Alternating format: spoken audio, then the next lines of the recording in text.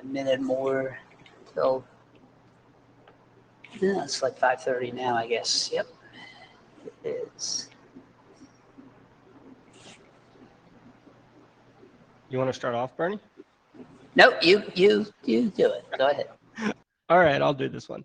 Welcome everyone, Philly IETF 114. This is the DHCP working group. Here's the IETF note well. If you haven't seen it by Thursday, you're lucky, I guess. Please take a look at it and please read it if you don't recognize it and follow all the rules in it.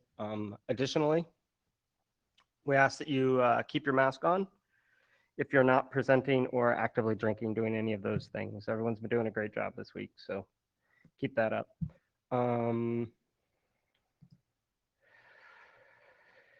No, well, blue sheets. So if you're in the room, there was a QR code. It's gone now, but there's a QR code. Please, if you're in the room physically, just go to the on-site tool, click on it, and mark yourself as here. That gives us accurate counts for who's here.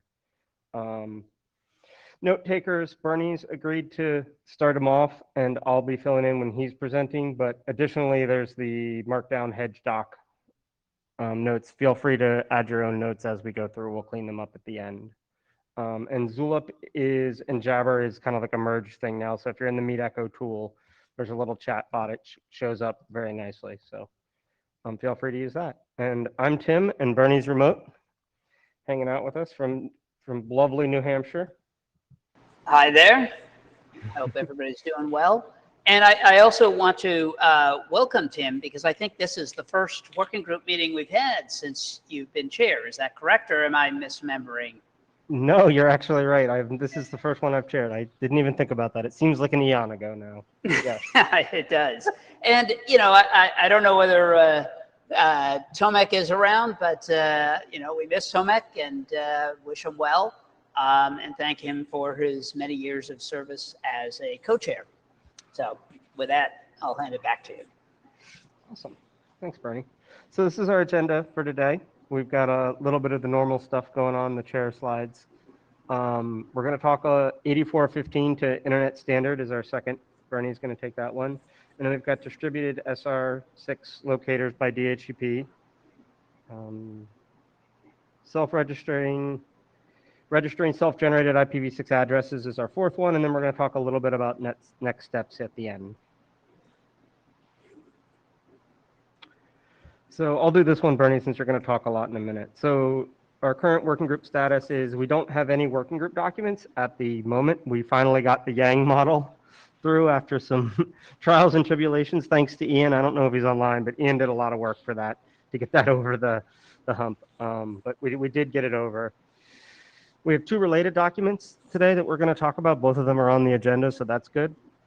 Milestones we currently have, and Bernie's going to talk a little bit more about this, is 2023 and March of 2023 for what we think the working group's going to do going forward. Does anyone have anything they want to change about any of this stuff, any of the agenda, or any comments on that? Seems pretty straightforward. Okay. Then, Bernie, do you want me to share the slides from here? Sure, yeah, if you can do that. I can.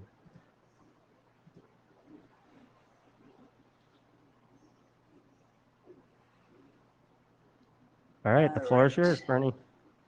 Okay, so we'll talk a little bit about advancing DHCP v6 to Internet Standard. Can I advance the slides? No, I guess you'll do it. Okay, so the motivation for advancing DHCP v6 to Internet Standard from what it currently is, which is proposed, is really because of the charter. And the charter that we did many years ago, we figured it was a worthwhile endeavor to do, and that was also the reason we wrote RC 8415, which really consolidated the base specification from the three core documents, 3315 and the two others, the IAPD and stateless, plus a few others into a totally new document. But we always have the choice to leave it as proposed, but I'm going to go on the assumption that the working group is interested in doing the work to move it to Internet Standard, because we are pretty close. So next slide. The requirements for an Internet Standard document is really 4 key criteria. There are at least 2 independent interoperating implementations with widespread deployment and successful operational experience. There are no errata against the specification that will cause a new implementation to fail to interoperate with deployed ones. There are no unused features in the specification that greatly increase implementation complexity. And 4, if the technology required to implement the specification requires patented or otherwise controlled technology, then the set of implementations must demonstrate at least 2 independent, separate, and successful uses of the licensing process. So let's go through each of those to indicate where we are today. I think there's no disagreement that we have lots of independent implementations that are interoperating today. Pretty much we have things from cable modems to home gateways to routers to servers to laptops, even quite a few handheld devices, mobile devices and things like that, all seem to be able to interoperate and work and do the DHCP-v6 standard. Everything appears to operate well from both the previous USG v6 testing that was done at the UNH Interoperability Lab and previously at Cable Labs, field deployments like Comcast's broadband service, which is IPv6 based, and also things like the IETF MIDI network offers DHCP-v6. So I think we have quite a lot of good implementations and have no issue with that. We do have 3 reported errata. And, we do have some unused features that could be argued to add some complexity, such as the IATA. We have no updated buy that I could find, but that might be something to look through a little bit more carefully.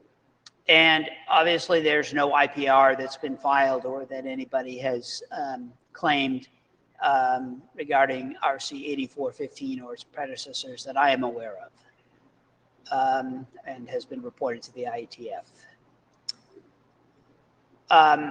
There could be some issues in the documentation in the standard that we might not have had reported. If anybody is aware of any, please file on RADA ASAP. The mailing list, I did do a quick sort of scan of it, does seem to have one minor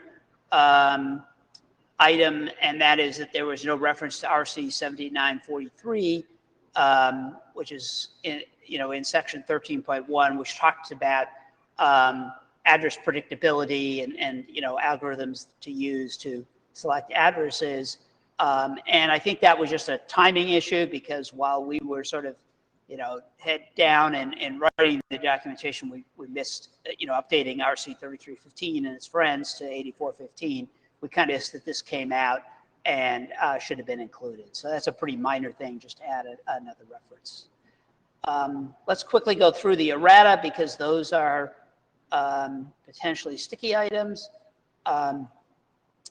One is just a typo where section 6 is missing a closing parentheses. I don't think that causes any interoperability issues. And depending on what we do, if we do a 8415 biz, and if we drop temporary addresses, the section would disappear anyway, so it might be a non-issue to begin with. And we do have another typo in section 1838, which uses the word client instead of server. It's like it's talking about what the server does, and it says the client generates a packet. Well, no, it meant the server generates a packet. I think it's easily understood to be a typo, and probably is not that significant. Yes, it should be fixed, and we'll do that should we need to. Then we have this errata, which is a bit more involved. And this is an inconsistency as to whether server unicast can be used by information request messages. And it seems like the intent was that they could. And so there are a couple of sections that have some incorrect list of messages where, information request message should be removed or included. There's also an inconsistency as to whether server unicast option can be used in a reconfigure message. So that would be another one to look at. There was some discussion on the mailing list about this issue. This could arguably cause some interoperability issues, although I'm not sure that it really has to date. But, if a client were to use a server unicast in an information request and the server disallowed it, then obviously the server is going to probably send back a malformed or drop the packet, and therefore, no progress would be made by the client to get an answer to its information request. So this one probably does require a correction, and that would be done through a biz document. Okay. And then, we have this kind of came up during the 8415 discussions about should we deprecate the IETF, since most clients never really use it. And, it kind of has, with most things being, if monitoring is being done, it's probably using the prefix, the /64 or something like that. And so the address itself doesn't really matter that much. When a client can always just go ask for another address if it wanted to anyway. There is one subtle distinction between an NA and IETF, because an IETF should not be put in DNS, for example. So if DNS updates are being performed by a server, it should not be doing an update for an IETF. So this is a discussion that we need to have in the working group as to whether we should deprecate this or not. And the other question is, are there any other things in the document that might be considered to obsolete? We did obsolete some things from 3315, and I don't think there's anything else, but it is a question. Next slide. So as I kind of mentioned, the errata likely requires a document update. We'll start with the co-authors of 8415 biz, assuming that the working group does want to proceed with this work, to start putting together the 8415 biz document. Depending on what the response is, or if somebody has a really strong desire to become involved, that might be something that the remaining co-authors consider in working on the biz documents and who would be included. The work is fairly small to integrate the errata. Removing the IETF temporary addresses is likely a bit messy. I mean, it's pretty straightforward, but there's quite a few places where the text would get some sort of changes. I think there's also an opportunity to shorten the document, which might be a little bit more palatable for the IESG when they have to go review this or the other people within the IETF that need to review this document. We can remove a lot of the motivation for the original RC 8415. Some of the appendices were fairly large because we made a lot of changes and documented all those changes. And obviously now we would just document what is new to 8415 biz from 8415. One of the goals is to be very careful to minimize the changes, though, because that will make our job as a working group to review the document much simpler. When you look at the diffs, you'll be able to say, yeah, I can see that the errata were corrected and other things were done. So this is my straw for what I think is a fairly aggressive but doable schedule, and that would be to publish an updated, biz 8415 biz document, a 00 version of it, before the November IETF deadline. Again, it's not a lot of things to do, but there are a few things that the working group and the authors need to discuss about what do we do, both for fixing the errata and for removing the IETAs. The working group needs to do a good job at reviewing the document, because hopefully we can complete that a couple months, 2 months later, and then publish the updated document by the March IETF deadline to submit it to the IESG.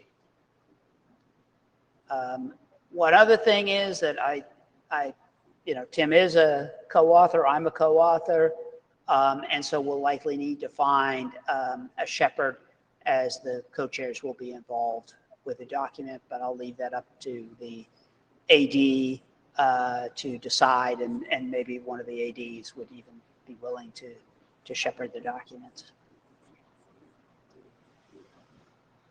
So the first big question is, do we go for it?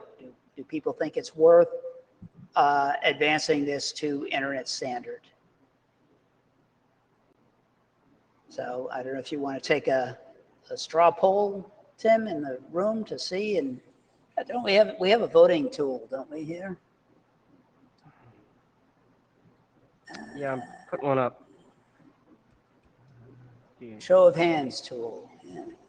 Yep, I'm working on it. Okay. Should have been doing that earlier.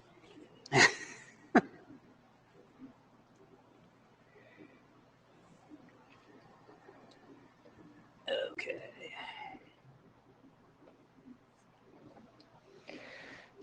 That's a pretty good response. Yeah. Okay, so I think that's definitely an indication. I mean, obviously we're going to go to the list with this, but I think that's a sign that people are interested in doing this. Yeah. And I don't know, is everybody in the room there, or is that just an online participants? And okay. It's both. Yeah, that's how it works. We do have somebody wanting to come to the queue. Okay. Hi, Mike Ackerman.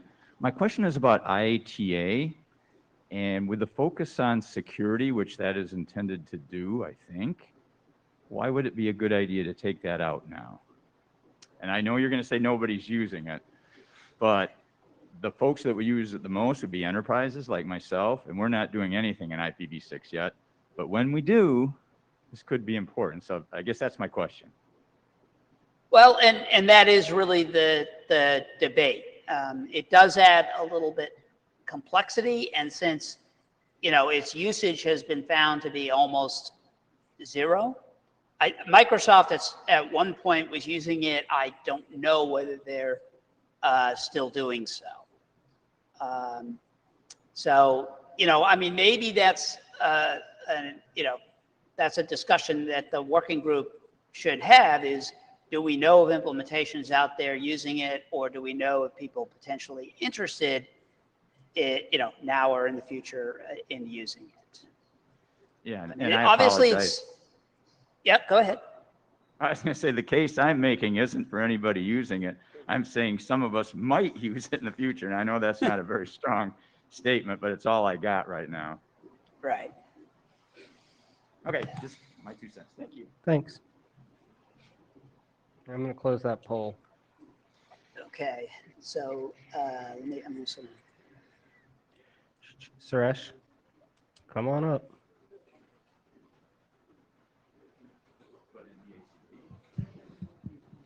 Oh, yeah, I've been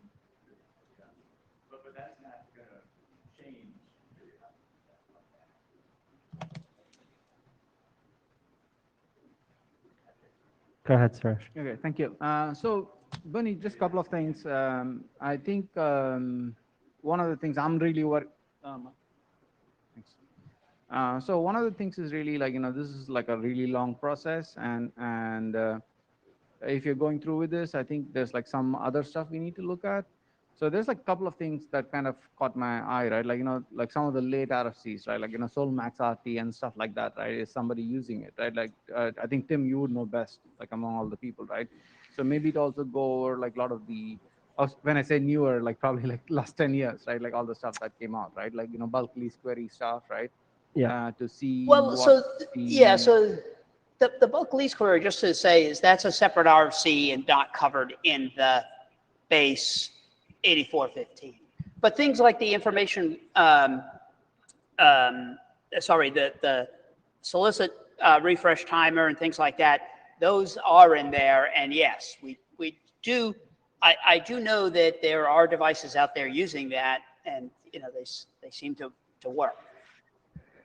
okay. So, Yeah. And but yeah, I one mean, thing to just, yeah. I think we ahead, Lee. need to, and I think Tim may have some stuff to say about the USG v6 stuff, because some of the testing there on the new DHCP v6 8415 work focuses on some of that additional testing. Yeah, so I'll talk a little bit about this and kind of make a plug for my friends at the UNH IOL. So what we've, the Ready logo has a new DHCP logo we're working on. We put it out for public review. I said some notes about this on the list.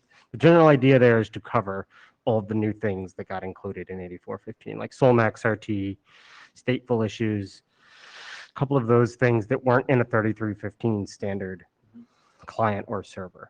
So one thing, if you're interested in my call kind of here would be is if you have an implementation and you're interested, please talk to my friends at the IOL, drop it off there. They're just looking for interoperability partners to make sure that people have implemented some of those more corner test cases, because it's a little bit of concern. I'm hoping by November we'll have better results to say, yeah, we've got a bunch of people that have done this. I think we're kind of in a state where I think some of it's been done, like Solmax RT is in the home gateways for sure. But I don't know what it looks like for enterprises, for example. So I think some of that we're going to have to sort out. No, makes sense, right? I think the idea would be to kind of make it easy for Eric to kind of defend this, right? So if the information is ready to go, I think it's easier for him to like defend something that Eric would say like, hey, like, this is where it's implemented and so on, because like we kind of remove the implementation status and everything from the RFCs, right? So it'll be good to kind of have this information ready, because this is a really long process. And I did 8200, like, and it's like, and it's like really tough on the AD. So it's probably good to kind of have a good idea of like, what is really out there. Like, Okay, thanks. That's good to know.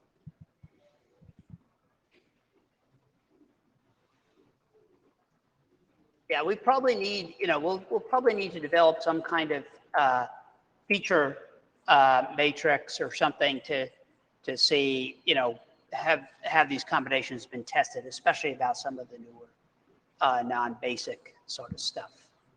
Yeah. So, what can you do to help in the short term? Well, for the co-authors, I need to hear from you whether you're interested in working on this or not. And if anybody else has a strong interest, let me know. You can send to DHC chairs if you are interested. That way Tim's aware of it as well. And the other thing is, if you have any issues that you've had with RC 8415, any typos, errors, more severe mistakes or whatever, do report them. Ideally, it's best if you report them as using the errata stuff. But if you don't want to do that, you can send them to DHC chairs at IETF.org for now, as we'll collect them. We might, depending on how the DHCP V6 biz team wants to work, we might open up a different mailing list as we kind of did last time. But I think this is hopefully a smaller effort, and we won't need to do that. The other thing is that, it's again something in the future, but we need people to review the document when published and do it promptly. And, give us updates quickly so that we can get new versions corrected versions out as soon as possible. So that's it. Awesome. Thanks, Bernie. I think we got our next steps here, so we'll take some stuff to the list for sure. All right. Let's see. Next up is the DHCP SR locator. Let's see. I'll put up the slides.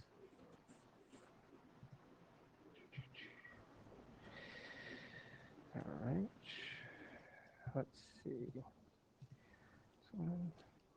Okay, you want to go ahead, Wing Chang? Yeah, so hello, Chair, could you hear me? Yep, we can hear you just fine. Go ahead. Okay. You want me to give you control of the slides, or you okay if I do it? I can do that. Okay, hang on. Okay, so hello everyone. I'm Wu Changcheng from Channel Mobile. I will present this slide to show the distributed SIV6 located by DHCP. And okay, so here the figure shows the network architecture of telecom operators. The application scenario here is private line and VPN services for enterprises. The CPEs are located in the customer's sites. The number will be very large, even more than 50,000 around the country. With a wide geographical distribution. Some of them may be based on 4G or 5G with a high mobility. In order to keep the network simple, the CPs often do not deploy IGP. So recently, many operators have deployed large-scale SIV6 networks. The CPs also began to support SIV6 so that operators can provide the end-to-end SIV6 VPN to customers. It's a little bit complicated to configure the SIV6. We hope to simplify the configuration and hope the CPE can dynamically learn SIV6 locator subnet routines. That's why we raised this proposal. The proposal is very simple. The basic idea is that we treat the SIV6 locate as the IPv6 prefix in prefix pool. The key points are here. The first one is the DHCP v6 server allocates SIV6 locator as a prefix. And the second, follow the DHCP v6 prefix delegation process. And the third, after the locate prefix assigned successfully, the BIOS dynamically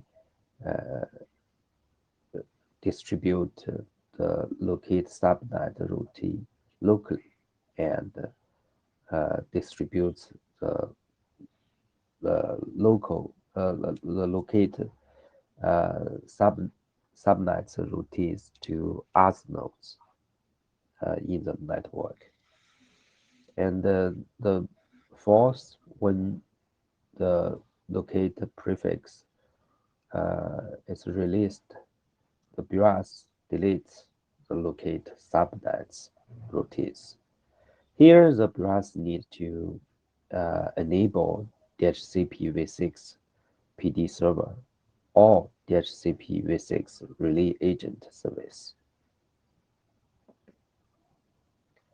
So before we introduce the DHCP extension, I would like to share the basic information about the SRv6 seed format, especially the comprised SRv6 seed format, which is illustrated in the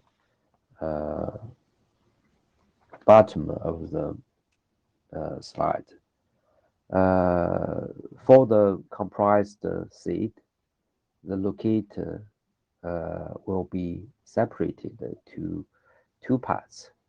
The common part, we call that locate block, and the different part, we call that locate node.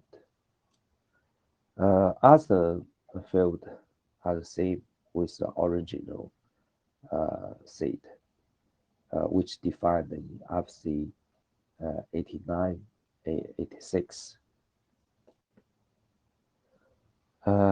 So about the extension, we hope to define a new SRv6 locator option. It will be encapsulated in the IA prefix options field of IA prefix option. It will be used to identify SRv6 locator prefix in IA prefix option and carry SRv6 locator subnet information. The format shows in the figure. Firstly, we need a new option code for the option SRv6 locator. The second, we will have a locate block length field that indicate the locate block, the length of the locate block in a comprised seed if it's not 0. If it's a 0, it will indicate an original SRv6 seed. And we need a function length field, which indicate the length of function. We need an argument length field. It will indicate the length of the argument. That's the basic extension. Here, the SRv6 locate prefix is filled in the IPv6 prefix field of the IA prefix option. The locate prefix length is filled in the prefix length field of IA prefix option, so that you can calculate the locator node length based on the information here. So all the length of the field for the comprised seed or for the original seed can be generated based on the information in the extension header. And yeah, this is the basic relationship for the SRv6 locator option. I think it's very simple. And IAPD option may contain multiple IA prefix options at the same time, and an IA prefix option can only have one SRv6 locator option at most. This is based on the RFC 8415. And let's see some application scenarios. The first one, the BIOS works as DHCP v6 PD server. At this moment, the behavior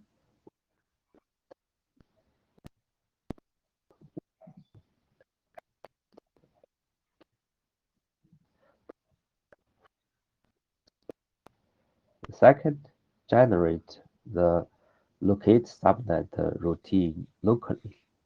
The third, distribute the locate subnet routine to other IPv6 node. So it's very simple. And the second scenario, BIOS works as DHCP v6 relay agent. It's also very simple. The behavior like that, first relay DHCP v6 PD allocation messages. The second, generate the locate subnet routine locally. The third, distribute the locate prefix routes to other IPv6 node. So that's the basic behavior for a relay agent. So that's all. Any question or comments?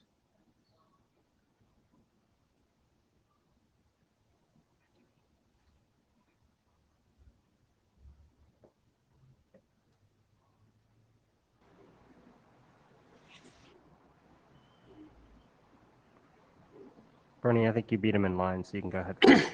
Okay. Trying to So, if a client sends this new option in a request or, solicit things, and a server that's aware of this option would send one in a reply. So the client can know, oh yeah, okay, the server understood this. But if a server that doesn't understand this new option, it will respond with a prefix because it's just going to look and say, oh, see, I see a request for a prefix. So I'm going to assign you a prefix. And so now what does the client do with that prefix that it got that it's not, it doesn't have this, your new option in it, the SRV or whatever it was called. SRv6 locator option in it.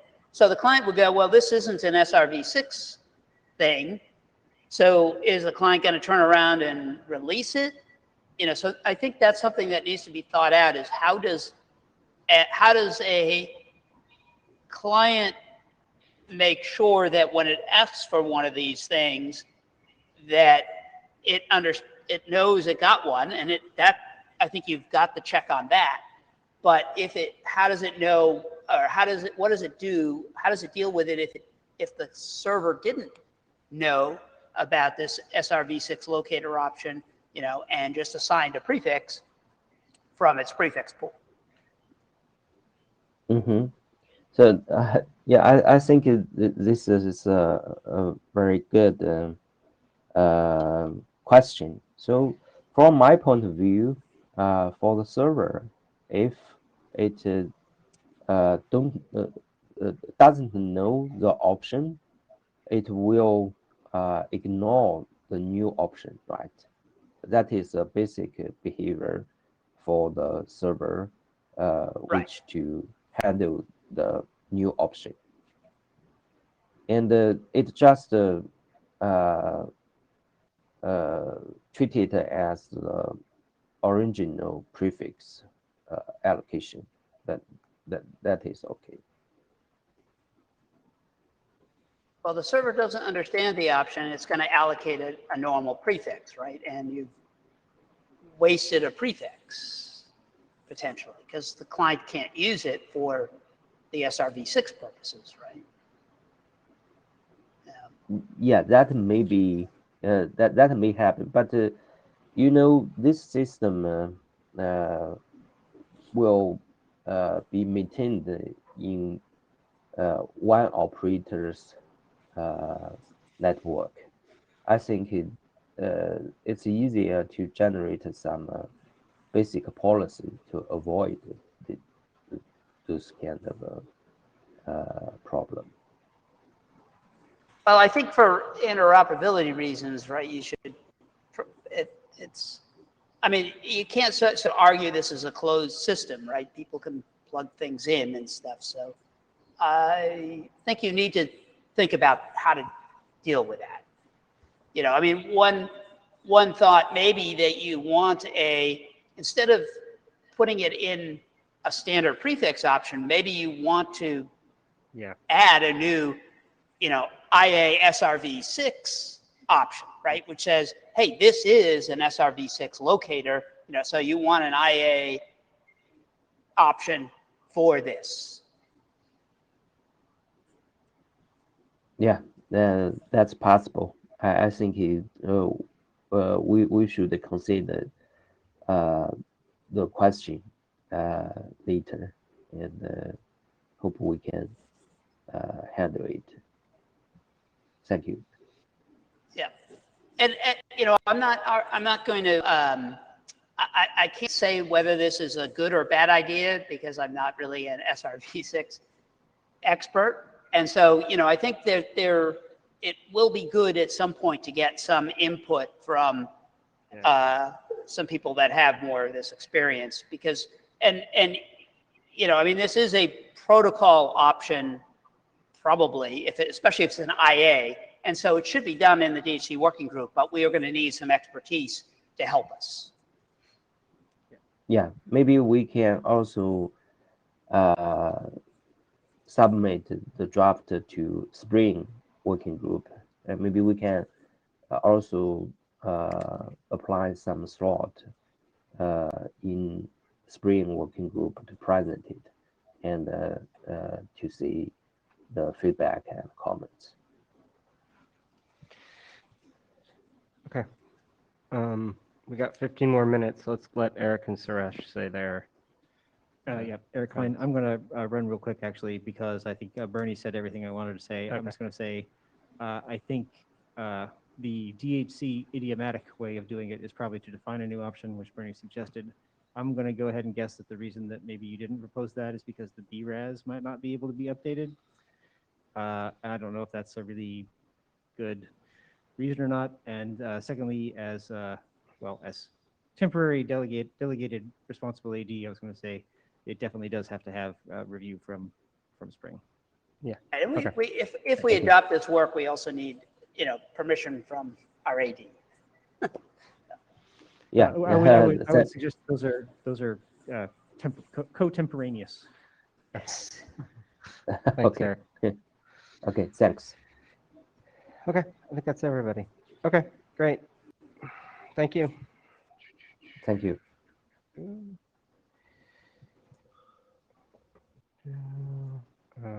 Let's see.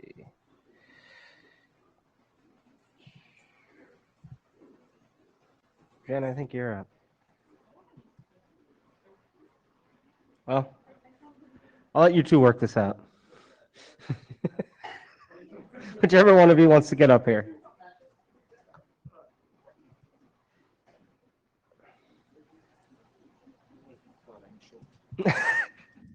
I feel you, Warren. There we go. doing it with my hat on. The whole like AD hat thing doesn't. Yeah. Okay. So, hi everyone. My plan was that I was going to be in the Grow working group and Jen was going to present this. So I am in no way prepared. So I'll make this up as we go along. So this is registering self-generated IPv6 addresses using DHCP v6. And thank you. This is who we are. The draft is actually based on an earlier document from Suresh and Rajiv and some others. But you know, it's myself, Lorenzo, Jen at some point. So that's us. Next slide. Why are we doing this? Because eventually asking people, have you tried turning it off and on, gets really old. So what are we trying to do? What's the problem we want to solve? So a fairly common thing with like IT help desks and security people is they need to do things like find what IP address a machine has. With IPv4, the CEO can't print to his printer.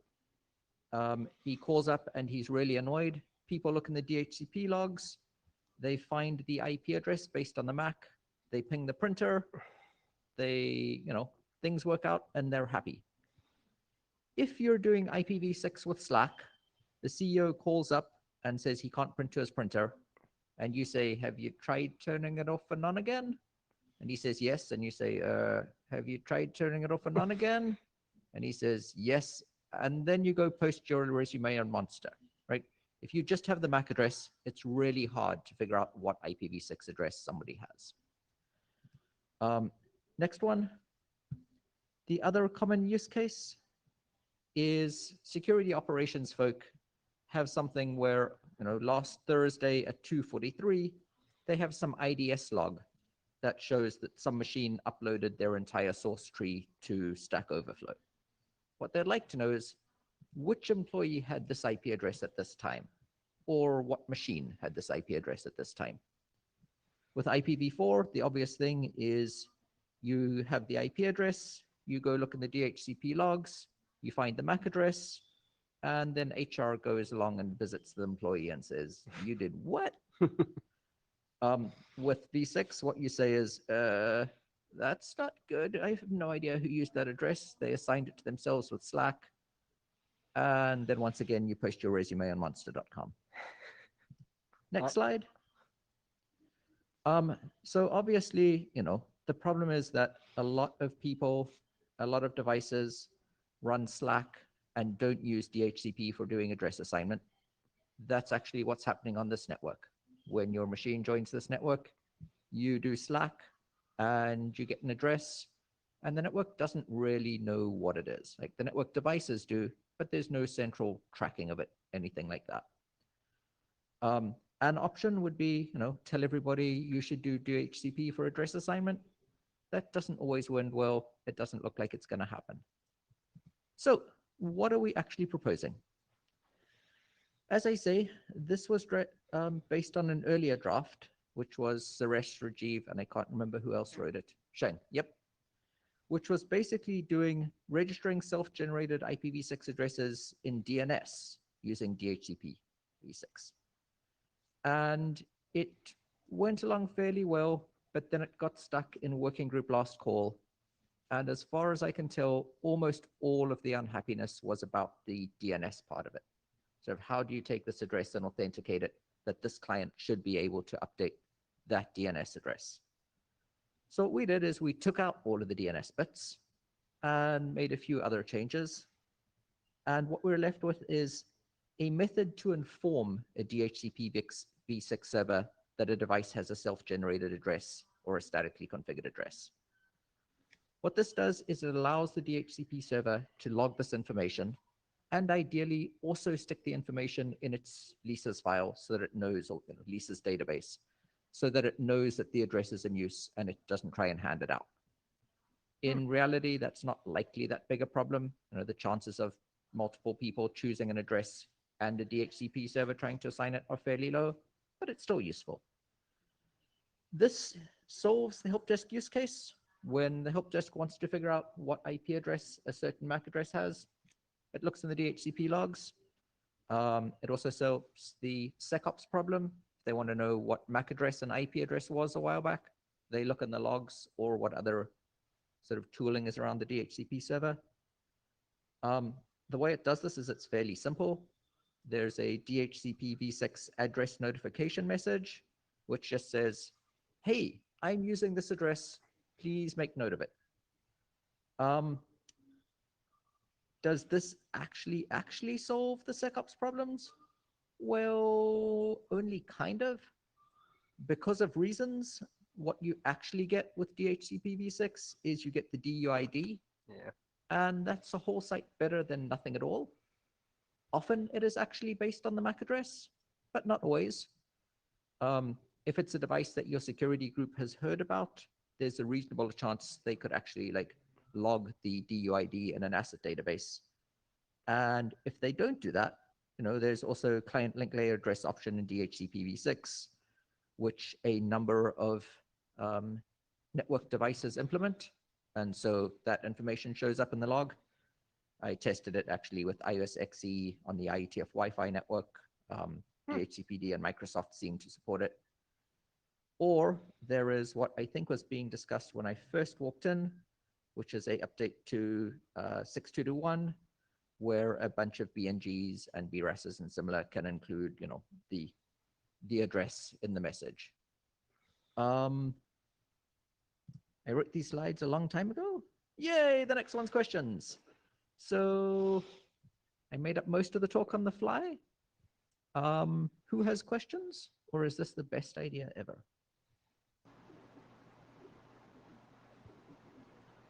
Bernie, you were up there, I don't Is know. it the worst idea ever? Yeah. Okay. Well, I don't know. I'd have to go back to the notes about why we didn't like it that much in the first place. I guess I just have one question, and that is that, if a device were to remove itself from the network, it's not defending its address, and another device comes along and registers it, you're just going to say the DHCP server basically has no responsibility to say, hey, I got an updated thing. It's a totally different client, but I'm going to record it. That's Yep. sort of So, what yeah, you're expecting. Yep, at the moment it is purely the client sends a message that says, I'm using this, and the DHCP server logs it. If Okay. another client comes along and says, I'm using this, the DHCP server logs it. Okay. It's just I get this, no useful sanity checking. So clearly there are some ways this could be abused, right? Like people could say that somebody else was using the address.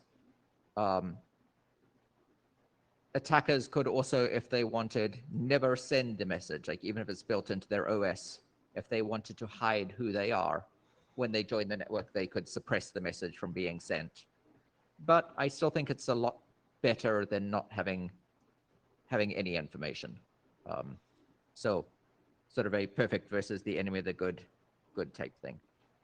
Did that actually answer your question, or did I answer a completely unrelated question? No, that's good.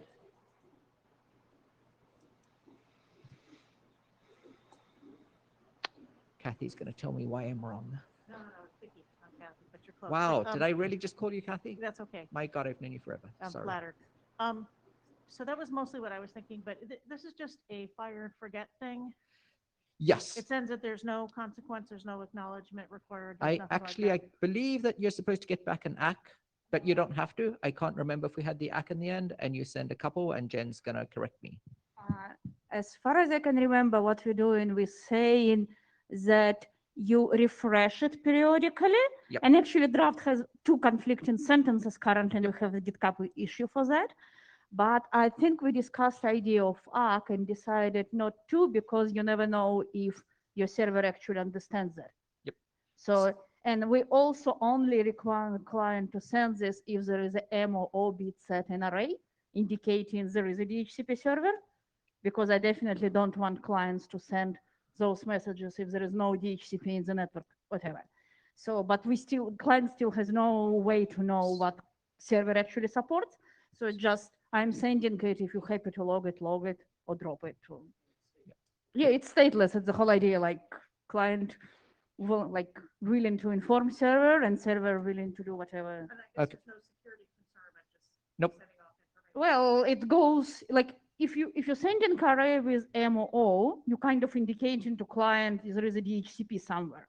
Client sending it to all DHCP link local multicast. So again, if there is no such thing on the segment, it will just go nowhere. If there is a relay agent, it means the network operator kind of expects something So like does that. this time out at some point, or Ye- does this lease just as a permanent? It times out. We have some, sorry, I'd actually misunderstood your question. I thought it was I'm using this address and the DHCP server can say no. So I misunderstood your question Well, on I'm that just really point. wondering what the responsibility is of the The DHCP D- server in this. The Is this really DHCP my server's concern? responsibility is log this. Optionally, note it in sort of your, wherever you store lease information. And so you don't try and hand it to someone else. Right. That's optionally. But you just it's- put it yep. in there and it stays in there You forever? stuff it, nope, it times out after an amount of time. Oh, okay. The exact amount of time the authors are still fighting over, we disagree. As long as it times out eventually? Yep, it times out eventually. Okay. It's like, does it time out in 4 hours or a day or whatever is the like deciding the best answer for that's a bit tricky, but it times out. It's not infinitely growing.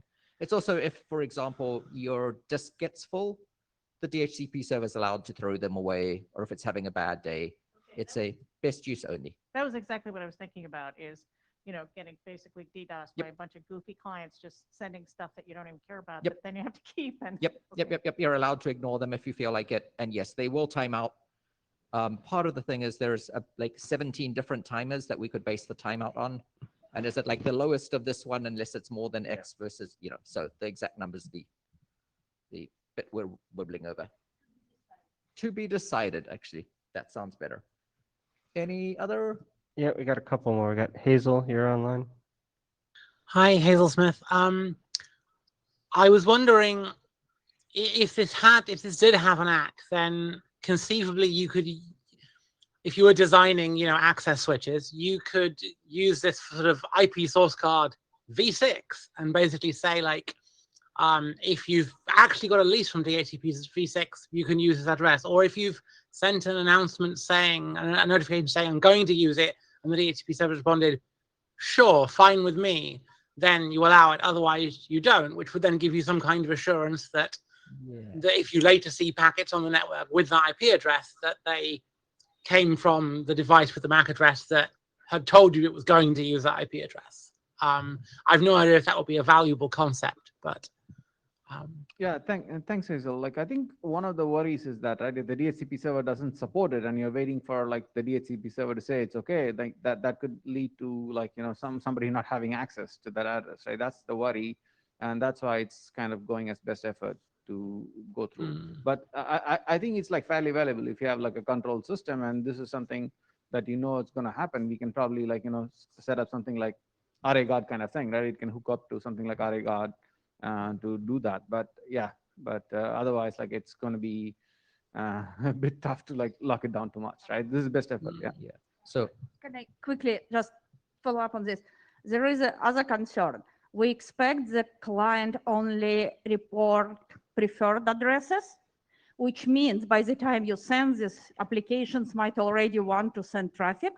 So if you want to do something like Savvy, it's better to use DAD or unsolicited NAs or any other form of client willing to get an address. And it might be way too late here to do anything based on DHCP registration.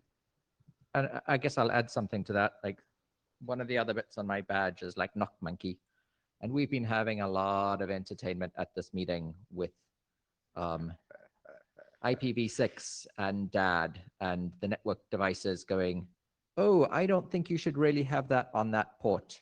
I mean, actually what it's doing is it's sending its like device tracking message from : because of entertaining bugs. So like your switch can do MAC address learning and locking down just as like terrifying, but that's my personal. Vendors love it. Okay, we've got 1 minute left. Eric, you want to? Yeah, Eric, I just wanted to say that doing this for anything other than purely informational purposes, like as tempting as it is and as fun as it is to be like, hey, I should take this into account when giving out leases. Like, it seems like there's a huge can of worms to open there. Yep, So purely here's a informational. centrally known place to log stuff is like, cool, great, have at it, have fun, log as much as you feel like. If it's too much, just start ignoring them. Yep. Yeah. Everything else starts to seem sketchier and sketchier. Thank you very much. We have, go ahead. We got one more person. We're going to sneak in here in the last 30 seconds. Go. So have you thought about perhaps routers or other network devices faking these messages to get a more populated log? Sorry, to get a more what? To get a more populated log. So also log clients that are not collaborating. Yeah, somebody suggested that. You know, a device that sees somebody using a Mac and IP could send this. I think that that sounds like a really bad idea. Mainly because it seems like a lot of complexity. Like a router could be like, I saw this guy using this IP and Mac, I'll send it off. I think that's bad mojo, but it could be done. All right, awesome. I think we've got some good stuff to talk about here on the list. I think that's everything we had on the agenda. Does anyone, Bernie, do you have any last things you want to chat about?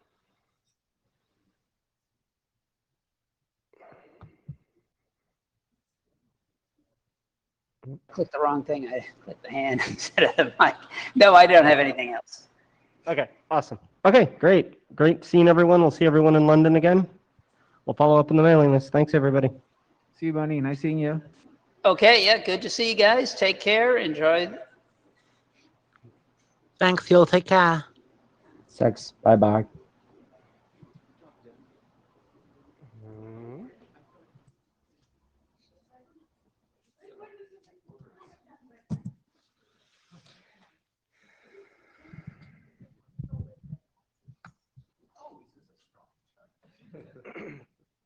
Hey, Ben, can I talk you into reviewing 8415? I do.